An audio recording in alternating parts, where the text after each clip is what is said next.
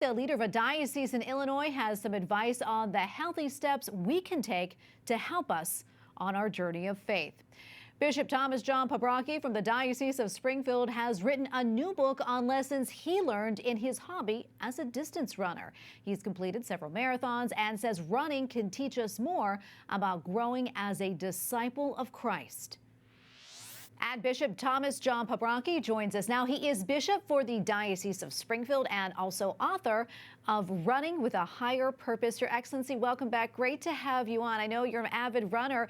And why do you say that there is a connection between physical well-being and spiritual well-being? Well, actually, that's an important component of our faith. You know, the ancient Greeks taught that our bodies were like a shell, and when we were done with them, we just sort of cast them off, and we lived as spirits for eternity. The immortal soul is what they focused on. And our Christian belief is in the resurrection of the body. You know, we believe that when we die, there'll be a temporary separation between our bodies and our souls. But when Christ comes again at the second coming, all will be raised up and will be given a glorified body like our Lord's. When he rose from the dead, we'll be reunited with our bodies in a glorified form. So I think that says to us that we should have respect for our bodies and we should take care of them. Absolutely. In what ways can running or jogging help in our faith journey, and how's it helped you? Well, it's helped me a great deal because I do make this connection between physical fitness and spiritual fitness. For example, when I'm running, I often take with me a little finger rosary. It's just 10 beads on a string and wrap it around my finger, and then I say the rosary while I'm running. And you also will hear from many runners when you talk to them that they find that in order to run a marathon 26.2 miles, you have to have a lot of deep inner resources, spiritual resources. And so if you're going to run that far, you have to have a lot of fortitude and endurance and strength. So I think it helps each other. So when I run, I feel much better. I run in the morning, and that just helps me to feel better for the rest of the day and to think more clearly. And then I think also to be a spiritual person helps you to be able to do that and to have the perseverance and the fortitude to keep on running. And what practical advice would you give someone who isn't really a runner but maybe is considering taking it up? I know you didn't really start out as a runner. Right, I didn't. I started out, what motivated me, and my first step in the book actually is to review your situation. And so I was in high school, and I was thinking about the fact that 3 of my grandparents died when they were in their 50s from heart disease. And I thought, well, that's not a very good gene pool. And if I want to live past 55, I better do some aerobic exercise, either running, biking, or swimming, or some combination of that. So that's what I set out to do.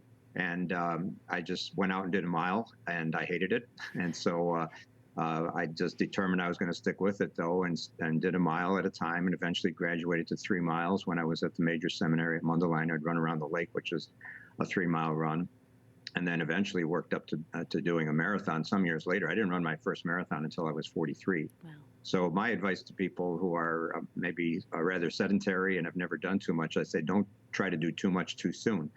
Take it a step at a time and work incrementally, because even with marathon training and the program that I recommend in my book suggests you just increase your mileage gradually, week by week, over an 18-week training program, and you work your way up to be able to run 26.2 miles.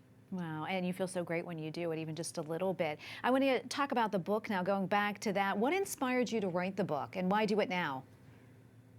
Well, it's actually my second book. My first book was called Holy Goals for Body and Soul, 8 Steps to Connect Sports with God and Faith. And that was written from the perspective of what's actually my favorite sport, which is hockey.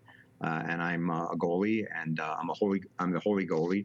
And if you can see, this is the book. That's me actually on the cover of that book, Holy Goals for Body and Soul.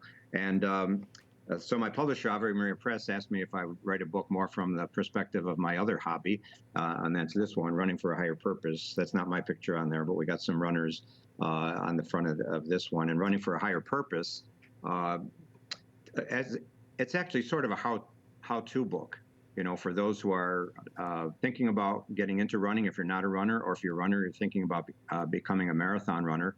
It actually gives tips on how to do that. I share a lot of the experiences that I've had.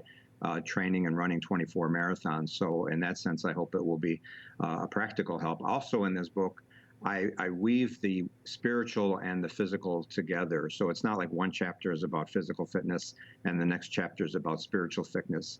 They go together very much. And so as I'm talking about training for a marathon, I'll bring in some aspects in there about spiritual life. For example, I throw in a chapter there called Rest and Relax and Refresh. And so I play on a lot of the R words in the book.